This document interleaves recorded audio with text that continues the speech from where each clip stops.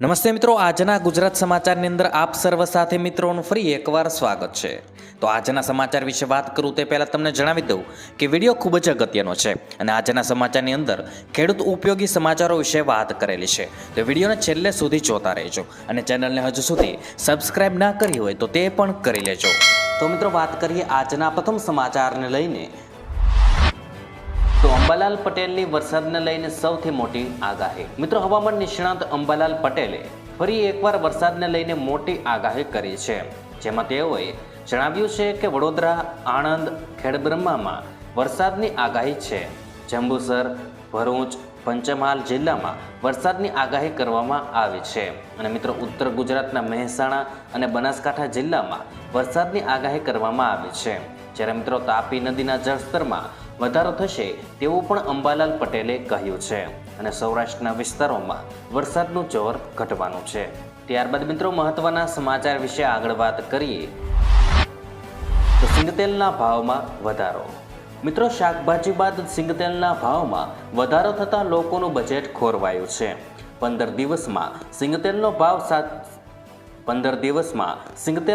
70 થી 100 રૂપિયા વધ્યો છે તેમજ સિંગતેલના ડબ્બાનો ભાવ 2700 પહોંચ્યો છે। મિત્રો, સતત વરસાદના પગલે યાર્ડમાં મગફળીની આવક ઘટી છે, તેની અસર જોવા મળી રહી છે। મિત્રો, હવે છેક દિવાળી સુધી સિંગતેલ મોંઘું થતું જશે। ત્યાર પછી મિત્રો મહત્વના સમાચાર વિશે આગળ વાત કરીએ તો મુખ્યમંત્રી ભૂપેન્દ્ર પટેલનો મહત્વનો નિર્ણય। મિત્રો, ગુજરાતમાં લોકોના ઇઝી ઓફ લિવિંગમાં વધારો કરવા મુખ્યમંત્રી ભૂપેન્દ્ર પટેલે સારા રસ્તાઓની સુવિધા આપવા માટે કુલ 100 કરોડ રૂપિયાની ફાળવણી કરવાનો નિર્ણય કર્યો છે। શહેરોમાં રસ્તાઓને ચોમાસા દરમિયાન થતું નુકસાન નિવારવા રસ્તાઓના રીસર્ફેસિંગ તથા રિપેરિંગ માટે આ રકમ સ્વર્ણિમ જયંતિ મુખ્યમંત્રી શહેરી વિકાસ યોજનામાંથી ફાળવવામાં આવશે। મિત્રો, આ માટે મુખ્યમંત્રી શહેરી સડક યોજના હેઠળ 157 નગરપાલિકાઓને ગ્રાન્ટ મળશે। ત્યાર પછી મિત્રો મહત્વના સમાચાર વિશે આગળ વાત કરીએ તો 10 પાસ માટે નોકરીની તક। મિત્રો, ઇન્ડો તિબેટિયન બોર્ડર પોલીસે કોન્સ્ટેબલની જગ્યાઓ માટે ભરતીની જાહેરાત કરી છે। 10 પાસ ઉમેદવારો આ જગ્યાઓ માટે અરજી કરી શકે છે। અરજીઓ 20મી જુલાઈથી શરૂ થઈ છે અને અરજી કરવાની છેલ્લી તારીખ 18મી ઓગસ્ટ 2024 છે। itbpolice.nic.in આ વેબસાઇટ પરથી તમે માત્ર આ પોસ્ટ માટે જ અરજી કરી શકતા નથી, પરંતુ તેની વિગતો પણ જાણી શકો છો। પસંદગી પછી માસિક પગાર 21,700 થી 69,100 સુધીની હશે। ત્યારબાદ મિત્રો મહત્વના સમાચાર વિશે આગળ વાત કરીએ તો ભાજપના મેનિફેસ્ટોની 19 ગેરંટી પૂરી કરી શકે છે મોદી સરકાર। મિત્રો, સામાન્ય બજેટ એટલે કે સરકારી વચનો પૂરા કરવાની સૌથી મોટું માધ્યમ હોય છે। લોકસભાની ચૂંટણી પહેલા ભાજપે પોતાના ઘોષણાપત્રમાં મોદીની ગેરંટીના નામે સેંકડો વચનો આપ્યા હતા। ત્યારે આ બજેટમાં મધ્યમ વર્ગના લોકોને ઘણી એવી આશાઓ રહેલી છે। ત્યારે બજેટમાં મોદી સરકાર ભાજપના મેનિફેસ્ટોની 19 ગેરંટી પૂરી કરી શકે છે તેવી શક્યતાઓ મિત્રો દેખાઈ રહી છે। મિત્રો, મધ્યમ વર્ગને પણ લાભ થઈ શકે છે। ત્યારબાદ મિત્રો મહત્વના સમાચાર વિશે આગળ વાત કરીએ તો આજથી વરસાદનો ત્રીજો રાઉન્ડ શરૂ થશે। મિત્રો, રાજ્યમાં હવામાન વિભાગે કરેલી આગાહી પ્રમાણે મેઘરાજા ઘણા વિસ્તારોમાં ભારે સટાસટી બોલાવી રહ્યા છે। ત્યારે ઉત્તર ગુજરાતમાં અત્યાર સુધીમાં ખૂબ ઓછો વરસાદ થયો છે। વરસાદના પ્રથમ અને બીજા રાઉન્ડમાં સાર્વત્રિક અને ભારે વરસાદ ન થતાં વરસાદની ઘટ પ્રવર્તી રહી છે। જોકે બંગાળી ખાડીમાં સર્જાયેલ સિસ્ટમના કારણે આજથી રાજ્યમાં વરસાદના ત્રીજા રાઉન્ડની શરૂઆત થશે। મિત્રો, ઉત્તર ગુજરાતમાં સારા વરસાદની આશા સેવાઈ રહી છે। ત્યારબાદ મિત્રો મહત્વના સમાચાર વિશે આગળ વાત કરીએ તો ગુજરાત માટે આગામી 4 દિવસ અતિ ભારે। મિત્રો, હવામાન વિભાગે ગુજરાતમાં આગામી 4 દિવસ ભારેથી અતિ ભારે વરસાદની આગાહી કરી છે। અનેક વિસ્તારોમાં રેડ એલર્ટ જાહેર કરવામાં આવ્યું છે, તો કેટલાક વિસ્તારોમાં છૂટોછવાયો વરસાદ પડવાની આગાહી કરી છે। મિત્રો, આ સાથે સૌરાષ્ટ્રના દ્વારકા, પોરબંદર, જૂનાગઢ, અમરેલી, ગીર સોમનાથ તેમજ દક્ષિણ ગુજરાતના સુરત, તાપી, ડાંગ, નવસારી, દમણ, દાદરાનગર હવેલીમાં રેડ એલર્ટ જાહેર કરવામાં આવ્યું છે। ત્યાર પછી મિત્રો મહત્વના સમાચાર વિશે આગળ વાત કરીએ તો વ્યવસાય કરવા 50,000 રૂપિયાની સહાય। મિત્રો, પ્રધાનમંત્રી સ્વનિધિ યોજના હવે ડિસેમ્બર 2024 સુધી લંબાવવામાં આવી છે. અગાઉ તેની છેલ્લી તારીખ 31 માર્ચ 2023ની હતી. આ યોજના હેઠળ નાના વેપારીઓ અને સ્ટ્રીટ વેન્ડર્સને લોન આપવામાં આવે છે. મિત્રો, નાણાં મંત્રાલયે ટ્વિટર પર આ માહિતી આપી છે. જો કોઈ શહેરી વિક્રેતા, મજૂર અને અન્ય કોઈ નાગરિકને કરિયાણા, રેડીમેડ અથવા તો ફળની દુકાન ખોલવા માંગે છે તો તેવા વ્યક્તિને આ યોજના હેઠળ લોનની રકમ આપવામાં આવે છે. જો તમે પણ આ યોજનામાં અરજી કરવા માંગતા હો તો જરૂરી ડોક્યુમેન્ટ સાથે અરજી કરવાની રહેશે. મિત્રો, આ યોજનામાં ગરીબ પરિવાર અને ગેરંટી વગર લોન આપવામાં આવે છે. પીએમ સ્વનિધિ યોજના હેઠળ 50,000 રૂપિયા સુધીની લોનની રકમ મળે છે. ધારો કે જો કોઈ વ્યક્તિ શાકભાજીની દુકાન ખોલે છે તો તેને સૌથી પહેલાં 10,000 રૂપિયાની લોન મળશે. ત્યારબાદ તેને 20,000 અને પછી 50,000 રૂપિયાની ડબલ લોન આપવામાં આવશે. જોકે મિત્રો, એક રકમ ભરપાઈ કર્યા પછી સરકાર દ્વારા બીજી લોન આપવામાં આવે છે. ત્યારબાદ મિત્રો, મહત્વના સમાચાર વિશે આગળ વાત કરીએ તો સરકારી કર્મચારીઓને મળી શકે છે સારા સમાચાર. મિત્રો, સરકારી કર્મચારીઓની મિનિમમ બેઝિક સેલરી 18,000થી વધારીને 26,000 રૂપિયા થઈ શકે છે.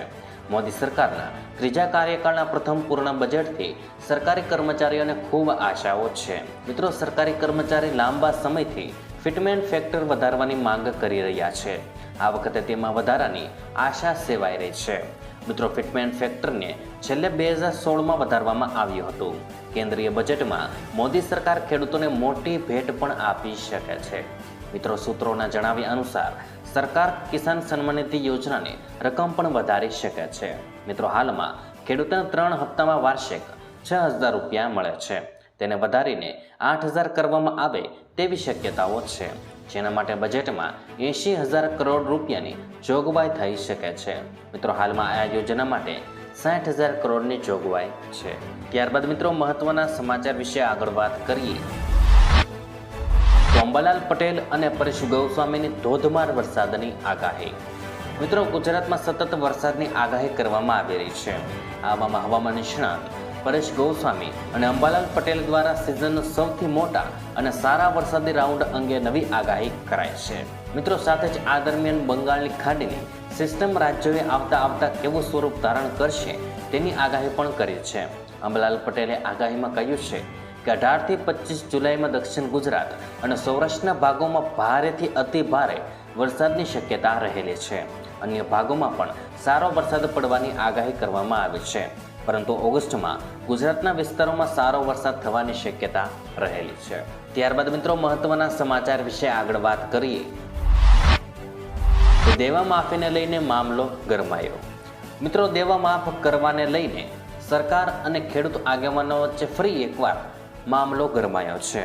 આ વર્ષે કમોસમી વરસાદ અને બજારમાં મંદીના કારણે ખેડૂતોને ભારે નુકસાન થયું છે અને ખેડૂતો પાસે જૂના દેવા ભરવા માટે પણ પૈસા નથી, જેથી ખેડૂતોને દેવાના ભારમાંથી રાહત આપવા દેવા માફ કરી ખેડૂતોની સહાય આપવામાં આવે તેવી માંગ કરવામાં આવી છે.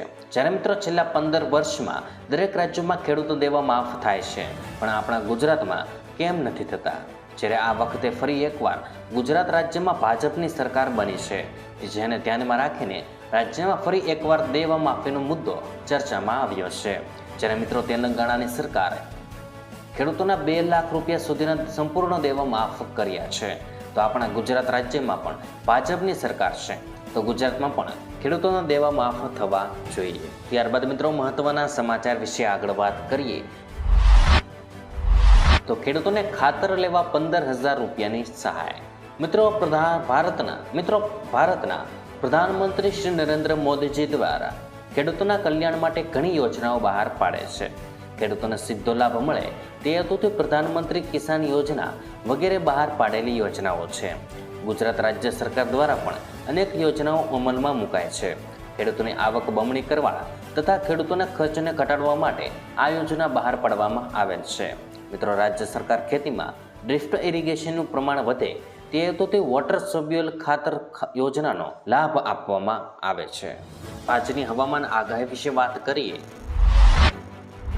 તો 22 તારીખ અને મંગળવારના રોજ મિત્રો, દ્વારકા, જામનગર, પોરબંદર, રાજકોટ, જૂનાગઢ, ભાવનગર, ભરૂચ, સુરત, નવસારી, વલસાડ આ 10 જિલ્લાઓમાં હવામાન વિભાગે વરસાદનું રેડ એલર્ટ આપ્યું છે.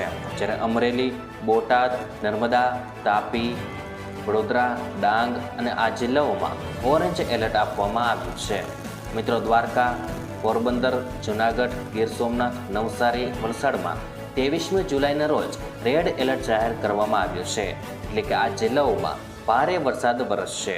અને મિત્રો, અમરેલી, ગીર સોમનાથ, નવસારી, વલસાડમાં 24 તારીખે રેડ એલર્ટ જાહેર કરાયું છે. જ્યારે રાજકોટ, જૂનાગઢ, ભાવનગર, સુરત, તાપી અને ડાંગમાં ઓરેન્જ એલર્ટ આપવામાં આવ્યું છે. જ્યારે મિત્રો 25મી જુલાઈને રોજ રાજ્યના તમામ જિલ્લાઓમાં યલો એલર્ટ જારી કરવામાં આવ્યું છે. એટલે કે હળવાથી મધ્યમ મેઘગર્જના સાથે વરસાદની આગાહી કરાઈ છે. જોકે મિત્રો, નોંધનીય છે કે દ્વારકા જિલ્લામાં સવારથી ભારે વરસાદની સ્થિતિ સર્જાઈ ગઈ છે. દ્વારકાના કલ્યાણપુરમાં સવારથી અત્યાર સુધી 12 ઇંચ વરસાદ ખાબક્યો હતો. અને મિત્રો, ખંભાળિયાથી કલ્યાણપુરા વચ્ચેના રસ્તાઓ પર પાણી ફરી વળ્યા હતા. ખંભાળિયાથી કલ્યાણપુર વચ્ચેના રસ્તાઓ સંપર્ક વિહોણા બન્યા હતા. મિત્રો, કલ્યાણપુર તાલુકાના ખીજદડ ગામમાં પાણી ભરાયા હતા અને રેડી રેકના પગલે કલ્યાણપુર તાલુકામાં મેઘમહેર થઈ હતી. તો મિત્રો, આજના દરેક સમાચાર અહીં કામના પૂર્ણ થાય છે. આપને કહેવા લાગ્યા એ કોમેન્ટ બોક્સમાં જણાવી દેજો. અને વિડીયો કામનો લાગ્યો હોય, સમાચાર ઉપયોગી લાગ્યા હોય તો મિત્રો આ વિડીયોને એક લાઇક કરી દેજો, જેથી કરીને અમને પ્રોત્સાહન મળતું રહે. અને દરરોજના ખેડૂતને લગતા, હવામાનને લગતા અને ગુજરાતમાં પળે પળના સમાચાર મેળવવા માટે ગુજરાતની આ ચેનલ તાતની વાતને સબસ્ક્રાઇબ કરી લેજો, જેથી કરીને ગુજરાતની દરેક અપડેટ્સ તમને મળતી રહે. તો મિત્રો, હું મળીશ તમને આવતીકાલે નવા સમાચારો સાથે અને નવી માહિતી સાથે. ત્યાં સુધી મિત્રો મને રજા આપશો. ધન્યવાદ.